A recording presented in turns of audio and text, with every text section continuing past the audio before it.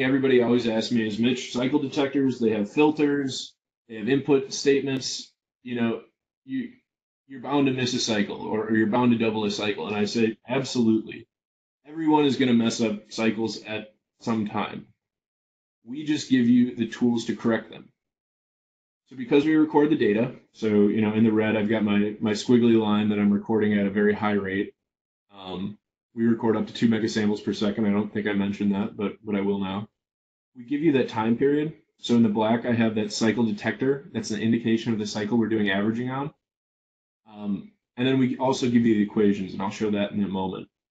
So this was a test that was actually run on a slightly different machine that's got a really nasty or really nasty current wave, very torque heavy machine, running through a dynamic test. So it starts up and applies torque and then slows down and actually loses load and then has load reapplied. And what we see is that in this first section, we have all these spikes. So the cycle check, that frequency indicator, has these spikes, and this machine is not instantaneously changing from 100 hertz to 900 hertz.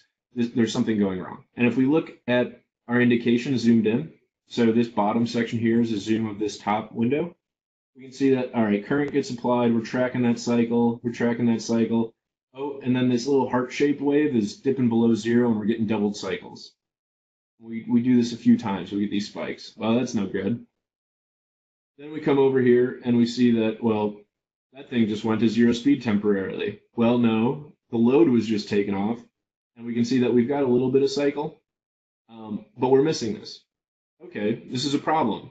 But this was the first time I had connected to this machine, and this was the first time I'd tested it. I was reverse engineering this. So it's really hard to know what the parameters are, how the PWM operates. So everybody is going to get this wrong. We're just giving you the information to correct it. So we can correct these periods. How do we do that? Well, we saw that we had these bad cycles. In my cycle detect algorithm, in my equations that we make public and editable, we have certain features. So we're averaging over one cycle.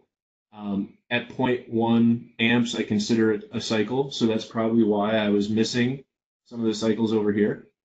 I have a hysteresis value of 0.1. That might be why I'm doubling some cycles. I've got a minimum hold off time. So this is to eliminate noise. I've got a cutoff frequency. This is again to roll it up. And what we look at is if we change some of these values, so I change my cycle level, I change my hysteresis, I change my hold off to fit this machine, because everybody's machines are different, we can look down here and we can see, all right, I've eliminated these double count cycles. This is gone. This is gone. This is gone. I've got this nice smooth measurement here. Cool. I can live with that. That looks pretty good. I go over to my section with the corrected cycles, where I actually missed cycles. We can see by tuning my hold off time, we now have cycles in these areas. And without actually rerunning a test, I've one, learned more about this machine I'm testing, two, calibrated it for a measurement period, and three, can change that so now I can go out into the world, go in my vehicle, and run without worrying about it. And this is all possible because we have raw data recorded. We make the time period public to you.